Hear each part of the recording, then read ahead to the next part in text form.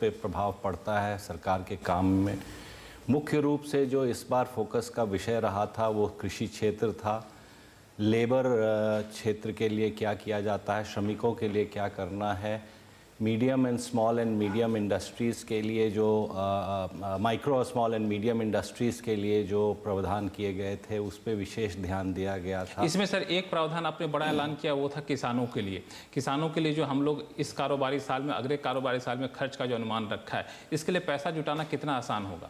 देखिए, ऐसा है कि हमने इस वर्ष शुरू किया था तो हमने एक टारगेट रखा था 3.3% फिस्कल डेफिसिट का, और हम अगर इस कृषि के एक्सपेंडिचर का जो एडिशनल एक्सपेंडिचर आ रहा है, ये नए आज जो हम वित्त मंत्री ने घोषणा की उसके आधार पे, तो हमारा 3.3 बैठ रहा था, और हमने 20,000 करोड़ इस वर्ष यानी कि रिवाइज्ड एस्टिमेट 2018-19 में उसका प्रावधान किया है, जो कि 0.1% बन रहा है हमारे जीडीपी का। तो हमारा जो फिस्कल डेफिसिट है वो सिर्फ 0.1 का स्लिपेज है, 3.3 से 3.4 हो गया।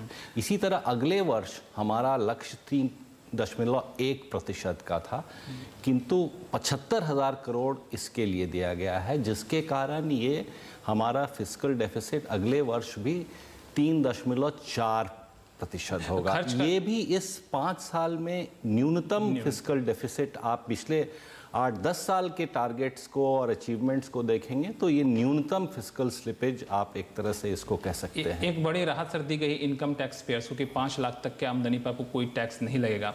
माना जाता है कि अगर 10,000 रुपये हम बढ़ाते हैं तो अच्छी खासी रकम चली जाती है। हम लोग यहाँ पर सीधा डबल कर दिए, तो इसके डायरेक्ट टैक्स कलेक्शन में, जो कि पहले से टारगेट से थोड़ा पीछे चल रहा है, आपको लगता है एक बड़ा चैलेंज होगा? देखिए, इसका जो इफेक्ट आएगा वो अगले वर्ष आएगा। कितना आएगा? 18,500 करोड़ का एक एस्टिमेशन किया गया है, जो बेनिफिट मध्यवर्गीय लोगों को दिया गया है इस परिवर्तन के कारण जो टैक्स प्रपोजल्स में किए गए हैं।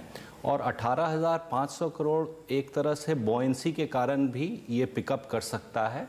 टैक्स कलेक्शन के जो अनाउंसमेंट किए थे वित्त मंत्री जी ने आज बजट में, जिसमें कई तरह के प्रावधान किए गए हैं ताकि इलेक्ट्रॉनिक ट्रांसफ़र हो, पेमेंट्स हो, उससे बढ़ोतरी की बहुत उम्मीद है। और जिस तरह से जीडीपी ग्रो कर रहा है तो टैक्स में एक बॉयंसी आती है जो कि इस 18,500 करोड़ को कवर कर लेगा बड़े आसानी से। आपके पास सर वक्त काफ़ी कम, इसलिए सेकेंड लास्ट क्वेश्चन पूछूंगा कि एक चालू कारोबारी साल में जो स्थिति है उसमें आपको लगता है कि किसी को, हम लोगों को जो सब्सिडी का पेमेंट करते हैं, इसमें कुछ डेफरमेंट करने की ज़रूरत पड़ेगी?